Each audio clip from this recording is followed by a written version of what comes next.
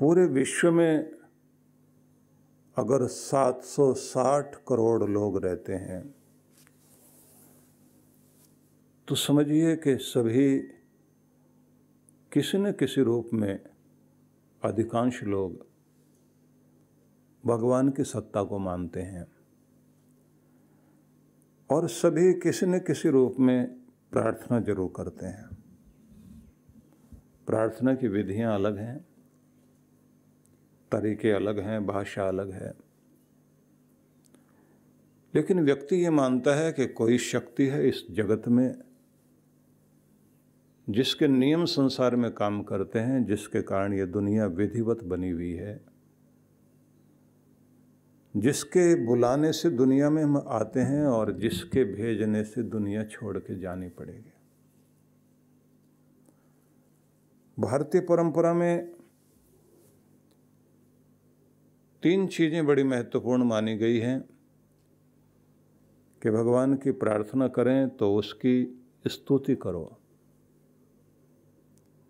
स्तुति में गुणगान करना होता है, अपने ईश्वर का या उस शक्ति का जिसे आप मानते हैं, उसकी विशेषताएं, उसकी खासियत को कहना होता है। उसका नाम है स्तुति, तारीफ करना कह लीजिए आप। और इसको करते करते आप इतने भाव विभोर हो जाएं कि आपके अंदर अनंत प्रेम जाग जाए, क्योंकि मंत्र जाप करने वाले व्यक्ति को ये ध्यान रखना होता है कि उसकी श्रद्धा और उसका प्रेम, उसका विश्वास गहरा होना चाहिए।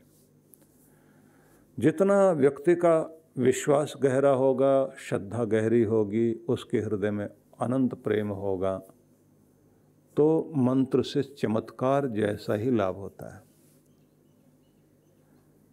दूसरा ये नियम भी माना जाता है कि प्रत्येक व्यक्ति को संकल्प पूर्वक अपनी मंत्र विधि को पूर्ण करना चाहिए। संकल्प का मतलब दृढ़ निश्चय करना, पक्का इरादा करना, और इसे एक तरह से प्रण करने जैसा, कसम खाने जैसा भी आप मान सकते हैं कि मैं ये पूरा करूंगा। तीसरी बात होती है कि आप अपना स्थान, अपना समय निश्चित करें जब आपका मंत्र आपके लिए काम करे। सही जगह पर, साफ शुद्ध पवित्र स्थान, और एक समय निश्चित कर ले कि इतने बजे तो मैं रोज बैठूंगा और इतनी देर तक बैठूंगा। स्वच्छ वस्त्रों को पहनकर बैठना चाहिए। माला जपनी हो तो आप हृदय तक अपना हाथ ले जाकर, ज़्यादा ऊंचे नहीं, नीचे नहीं, फेफड़ों वाला जो भाग है इसी में थोड़ा ऊंचा नीचे आप कर सकते हैं। तो बीच की 2 उंगलियों के बीच में माला रखकर जाप करनी होती है। नियम ये भी माना गया है कि आप गोमुखी में रख कर के माला जपें। किसी की रोक, किसी की टोक, किसी का कुछ कहना, वो या किसी को देखकर आपके मन में कुछ अलग भाव आ जाए तो इससे हमें बचना होता है। तो गोमुखी मतलब मंत्र शक्ति को दौलत माना गया है, और दौलत को जिस तरह से कहा जाता है कि उसे छिपा के रखना होता है, पर्स में रखना होता है, तो उस तरह से माला के संबंध में कहते हैं। लेकिन जो सिमरनी होती है उसे आप अपने हाथ में रख सकते हैं। 27 मनकों की सिमरनी होती है। 27 मनकों वाली सिमरनी को 4 बार आप जप लें तो आपकी माला पूरी हो जाती है। जाप करते समय नियम ये भी है कि आप 2 उंगलियों के बीच में माला को रखें और अंगूठा चलाएं। पहले वाली उंगली और आखिरी वाली उंगली का प्रयोग नहीं करते। जिस उंगली से माल गिनते हैं उससे माला नहीं चलाते। शुरुआत वाली, बीच वाली जो 2 उंगलियां हैं इसी का प्रयोग करते हैं। बीच में माला के जो एक मोटा मन का होता है उसको बोलते हैं सुमेरु। वो एक शिखर है जहाँ तक आपको पहुँचना है जाप करते हुए, उस पर ब्रह्म बिंदु तक पहुँचना है। वहाँ से लौटकर फिर आप माला को जपते हुए फिर वहीं तक शिखर तक पहुँचे। तो सीधा मतलब यही है कि उसे पार नहीं करना। सबसे ऊंची मंजिल हमारी वही है। तो ये तो एक बात हो गई। और इसी में एक बात और ध्यान रखने की है, माला हाथ में लेकर के जाप करने से पहले उस माला में 2 बूंद 3 बूंद पानी डालकर और फिर उसे हाथ में लेकर माथे से लगाकर दोनों आँखों में, दाएं बाएं आँख में लगा के फिर कंठ में लगाकर फिर आप उस माला को जाप करने बैठे। इसमें आपकी श्रद्धा विश्वास उसकी अनुभूति होती है। अब हम चलते हैं आगे। मंत्र जो जपा जाता है तो उसे कहते हैं कि सजीव और सचेतन मंत्र हो तो आपके लिए कल्याणकारी है। सजीव सचेतन का मतलब होता है कि वह मंत्र जो गुरु के द्वारा लिया जाता है। गायत्री मंत्र में ये माना जाता है कि गायत्री मंत्र आप जप सकते हैं, लेकिन उसमें अगर आप मंत्र दीक्षित हैं तो बहुत लाभ होगा। और अगर यज्ञोपवीत धारणा आपने किया हुआ है तो और भी अच्छी बात है। यज्ञोपवीत की अपनी विशेषता है, उसके संबंध में अलग से चर्चा हो सकती है, क्योंकि कहा जाता है कि हम सब के ऊपर 3 ऋण हैं, कर्जे हैं, माता पिता गुरु आदि के जो हमारे ऊपर ऋण हैं, उन कर्जों को चुकाना हमारा फर्ज है। तो आपके कंधे से लेकर और कमर के नीचे वाले भाग तक, मतलब ज़्यादा नीचा नहीं, यहाँ तक का भाग माना जाता है कि नाभि से थोड़ा सा नीचे और दाएं तरफ, बाएं कंधे से लेकर दाएं कमर तक यज्ञोपवीत जाना चाहिए। और बीच में उसकी जो है ब्रह्म ग्रंथि होती है, उसका मंत्र भी पहनते समय बोला जाता है, यज्ञोपवीतम परमं पवित्रम प्रजापते यत् सहजम पुरस्तात्। स्नान करते समय भी जब आप उसके जल को निकालते हैं, निचोड़ते हैं, ऐसे गले में रख करके ऐसे चला रहे होते हैं, तब भी यही मंत्र बोलते हैं, यज्ञोपवीतम परमं पवित्रम प्रजापते यत् सहजम पुरस्तात् आयुष्यमग्रम प्रतिमुंच शुभ्रम यज्ञोपवीतम बलमस्तु तेज। प्रजापति भगवान ने यह यज्ञोपवीत हमें सहज रूप से प्रदान किया है। यह आयु देने वाला और तेजस्विता देने वाला, ऐसा भाव रखा जाता है। शिखा का भी, शिखा और सूत्र 2 चीज़ों का विशेष विधान माना गया है। लेकिन ज़्यादा चीज़ें अगर मैं आपको बताऊंगा तो आप फिर सोचेंगे कि जपें या नहीं जपें, क्योंकि ज़्यादा विधि विधान सुनने के बाद हम लोग डर जाते हैं। लेकिन ये बात निश्चित है कि अगर आप सही स्थान पर बैठकर और पूरब और या उत्तर की तरफ मुख करके जाप करते हैं तो उसका बहुत लाभ है। गायत्री के लिए पूर्वाभिमुख होकर बैठना ज़्यादा लाभकारी माना जाता है, जैसे यज्ञ करने के लिए जो है पूरब की ओर मुख करके यजमान बैठता है। अब आइए थोड़ा सा हम आगे चलते हैं, क्योंकि इस संबंध में अगर ज़्यादा हम चर्चा करेंगे तो बहुत सारे विधि विधान हो जाएंगे जिनको सुनकर आदमी जो है डर जाता है। लेकिन ये बात ज़रूर सुन लीजिए कि गायत्री मंत्र में सारे मंत्र समाहित मान लिए जाते हैं, कि गायत्री मंत्र एक बहुत बड़ी शक्ति है। इसलिए गायत्री मंत्र का उच्चारण करना, कहा जाता है कि अगर आप विप्र हैं, द्विज हैं, या वो व्यक्ति हैं जिसने गुरु से दीक्षा लेकर स्वयं को जागृत करने का संकल्प लिया, तो ऐसे लोगों को उनकी भक्ति सफल होती है और गायत्री मंत्र का जाप करते हैं तो बड़ा उसका लाभ होता है। तो हम सबसे पहले तो ये समझ लें कि उन ब्राह्मणों को भी जो कर्मकांडी ब्राह्मण हैं, उन्हें भी गायत्री जाप अवश्य करना चाहिए, अन्यथा उनके द्वारा किया जा रहा किसी भी प्रकार का कर्म कांड, कोई भी यज्ञ पूजा अनुष्ठान, उसमें समझ लीजिए 1 गुना ही लाभ होगा, जो 100 गुना 10 गुना लाभ होना चाहिए वो नहीं होता। ऐसा भी निर्देश किया गया है कि ये बहुत आवश्यक है कि आप अनुष्ठान नहीं करते तो कम से कम जाप तो जरूर करें। और यहाँ तक भी कहा कि अगर आप संध्या वंदन नहीं करते हैं तो फिर आप द्विज कर्म से पृथक हो गए। तो ये सारी चीज़ें सुनने के बाद पता लगता है कि इसकी बड़ी आवश्यकता है। तो गायत्री मंत्र का जाप अवश्य करना चाहिए। अब इसके मंत्र के विषय में फिर से जान लीजिए कि पहला नियम है कि आप ओम का उच्चारण करें। ओम का उच्चारण करते समय आपको अपने अंदर और बाहर दोनों तरफ की फ्रीक्वेंसी को एक करना होता है। मतलब आप जब उच्चारण कर रहे होते हैं तो मन की तरंग भी उसी तरह से रहे। ओम,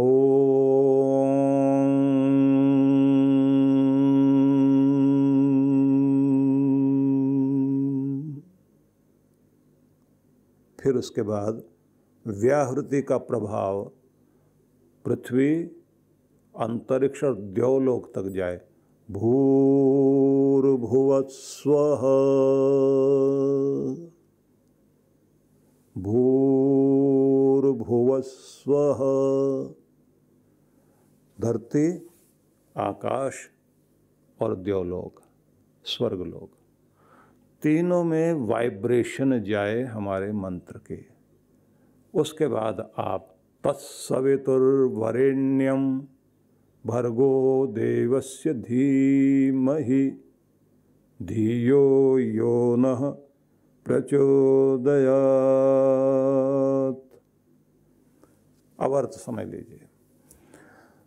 सबसे पहले ओंकार का उच्चारण आवश्यक माना गया है, क्योंकि यह आदि ध्वनि है जिसके द्वारा इस संसार की उत्पत्ति मानी जाती है। मतलब वह पहली ध्वनि जो बिग बैंग के समय में प्रकट हुई, महाविस्फोट के समय प्रकट हुई, जिसके द्वारा समस्त कण परमाणु जुड़ने शुरू हुए। जिन पार्टिकल्स से यह संसार बना, उन सब को जुड़ने के लिए जो वाइब्रेशन पैदा हुई जिस ध्वनि के द्वारा, उस ध्वनि को ओंकार कहते हैं। वो परब्रह्म की ध्वनि है और वही आपके अंदर लगातार सुनाई दे रही होती है।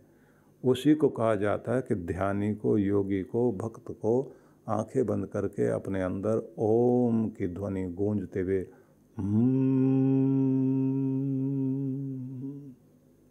इस तरह से सुनना चाहिए। इसलिए पहले ओम का ठीक से उच्चारण करें और भावना बनाएं कि मैं उसे याद कर रहा हूँ जो सारे जगत का रक्षक, सबका दाता, सबका पालनहारा है, सबको अपने में समाहित कर लेता है। उस परब्रह्म परमेश्वर को मैं ध्यान करता हूँ ओम कहते हुए। जैसे आपने कहा ओम भूर्भुवः स्वः, वह शक्ति जो इन प्राणों की भी प्राण है, भुव जो दुख मिटाने वाला, स्वः जो सुख दाता है, तत् वह जो शब्दों से परे है, सवितुर वह सबका उत्पादक और सबका प्रेरणा देने वाला, या वह शक्ति सबकी प्रेरणा देने वाली शक्ति है जिसको शब्दों में नहीं कहा जा सकता। ध्यान रख लीजिए कि हम सभी को सविता जो सूर्य है, सविता का अर्थ होता सूरज, और सविता का दूसरा अर्थ हुआ जो सबको उत्पन्न करने वाला, तीसरा अर्थ हुआ जो प्रेरणा देता है। तो जो सबको उत्पन्न करने वाला, सबको प्रेरणा देने वाला और जो हमें जागृत करता है, वह परमेश्वर सविता कहलाता है। ये याद रखें, हर व्यक्ति को अपने जीवन में हर दिन प्रेरणा की आवश्यकता पड़ती है। सूरज उगता है तो वो सबको प्रेरणा देता है, उगो, बढ़ो, आगे बढ़ो, आकाश को छू लो। इसलिए पूरी दुनिया के रास्ते एक साथ सूरज उगने के साथ ही प्रकट होते हैं। सूरज उगता है तो मुस्कुराहट लेकर आता है, जागृति लेकर आता है, फूलों को मुस्कुराहट देता है, खिलखिलाहट देता है, पूरी दुनिया एकदम जागृत हो जाती है। तो जो हमें आनंद दे रहा है, मुस्कुराहट दे रहा है, उस खुशी देने वाले परमेश्वर को ध्यान में लाएं और ये याद रखें कि वही सबका प्रेरक है। तो गुरु को भी प्रेरक माना गया है, क्योंकि गुरु हमें लगातार प्रेरणा देता है। आज के दौर में सबसे ज़्यादा व्यक्ति को प्रेरणा की आवश्यकता है। जैसा इस समय का वक्त चल रहा है, आप लोग देख रहे हैं कि इस समय ज़्यादा सकारात्मकता की आवश्यकता है, पॉजिटिविटी की आवश्यकता है, सशक्त मनोबल की आवश्यकता है, निर्भय होकर अनुशासित होने की आवश्यकता है। क्योंकि सबके दिमाग में डर है बीमार ना हो जाएं, और बीमार हो जाएं तो ठीक हो जाएं, ठीक होकर के फिर से अपने कामों में लगें। आर्थिक रूप से भी लोगों को घबराहट है, क्या होगा। घबराहट ये भी है मैं, मेरे बच्चे, मेरा परिवार सुरक्षित रहे। घबराहट ये भी है कि आगे भविष्य ठीक भी रह पाएगा, नहीं रह पाएगा। बहुत लोगों को नौकरी, बहुतों को अपना व्यापार, सभी को डर किसी न किसी रूप में लगा हुआ है। तो इसलिए इस समय बहुत हिम्मत की, मनोबल को मजबूत रखने की, शक्ति बनाए रखने की आवश्यकता है। और जब हम उस परम तत्व से जुड़े रहते हैं तो वहाँ से शक्ति आती रहती है कि मैं हूँ। जब आप अपने गुरु से जुड़े रहते हैं वहाँ से भी शक्ति आती है। और इसलिए कहना चाहिए कि मेरी आस भी तू, मेरा विश्वास भी तू, मेरे जीवन की हर श्वास भी तू है। तू राम भी है, तू श्याम भी है, कहीं दूर नहीं, तू मेरे पास भी है।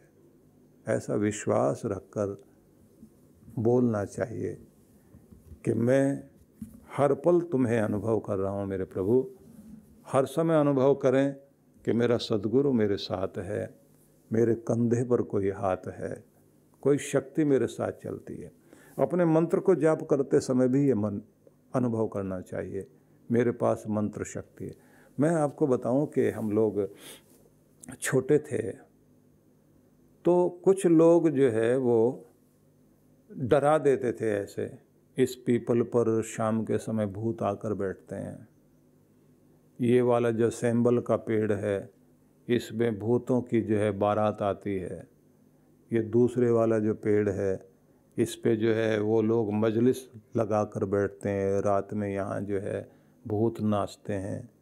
इतना डरा देते थे। अंधेरे में हम लोगों को लगता रहता था यहाँ कोई पेड़ हिल रहा है तो लगता था कि भूत हिला रहा है। और कभी कभी कोई बोल देता था कि पक्षी भी उड़ के जो जाते हैं तो वो भी भूत वूत हैं। तो अंधेरे में हम लोग जो है जोर जोर से बोलते हुए भागते थे, क्योंकि जब आदमी अंधेरे में होता है, डरता है, तो फिर वो गाता है। तो एक दिन एक महात्मा मिले, गांव के बाहर जो हमारा बाग था वहाँ पर वो बैठे हुए थे। हमने उनसे कहा कि हमको बहुत डर लगता है, तो उन्होंने कहा गायत्री मंत्र का जाप किया करो। उन्होंने गायत्री मंत्र पढ़ के सुनाया, तो हमने उनको बोलकर बताया कि हमको आता, हमारे पिताजी ने हमको सिखाया। बोले तो फिर जब भी तुम्हें डर लगे तो बोला करो इसको। और फिर उन्होंने कहा कि ना तो भूत होता, लेकिन अगर तुम्हारे दिमाग में भूत बैठा हुआ है तो तुम ये मंत्र जाप करते समय अगर हर दिन 24 बार भी जाप कर लेते हो कि ये मंत्र जाप करके तुम शमशान घाट में रात को 12 बजे भी जाकर बैठो और ललकारो के कोई भी आसुरी शक्ति हो तो मेरे सामने आके दिखाए कि तुम्हारे अंदर की मंत्र शक्ति का प्रभाव जब तुम्हारे अंदर बहुत तेजी से होगा तो तुम्हारे चारों तरफ आसुरी शक्ति कोई भी प्रभाव नहीं डाल सकती, कि इतना पावरफुल है ये। और उसके बाद वो डर खत्म हो गया। ये महसूस होता था कि मंत्र जाप करते हैं हम तो हमारे चारों तरफ एक रक्षा कवच बन गया है, एक ओरा स्ट्रॉन्ग बन गया। मैं ये निवेदन करना चाहता हूँ कि अपने मनोबल को बढ़ाने के लिए मंत्र शक्ति का प्रयोग कीजिए और स्वयं को जो है शक्तिवान बनाएं। आप पंजाब की धरती में बैठे हुए हैं, गुरु गोविंद सिंह जी महाराज 10वीं पातशाही जिनको कहा जाता है, उनके राज दुलारे जोरावर और फतेह सिंह, वो साहबजादे कितने निर्भय, कितनी शक्ति से युक्त कि मृत्यु के समय भी निडर होकर खड़े में दीवारों में चिना जा रहा है। सोचिए कौन सी शक्ति थी अंदर। अगर हम ये मानते हैं कि हमारे पूर्वज हमारे ऊपर इन शहीदों का आशीर्वाद है, तो निडर हो जाइए। ध्रुव प्रहलाद को याद कीजिए। प्रहलाद को कहाँ कहाँ से कैसे ऊपर से नीचे गिराया गया, आग में जलाने की कोशिश की गई, अपने रिश्तेदार अपनी बुआ आकर के जलाने के लिए बैठ गई और वो होलिका खुद जल गई।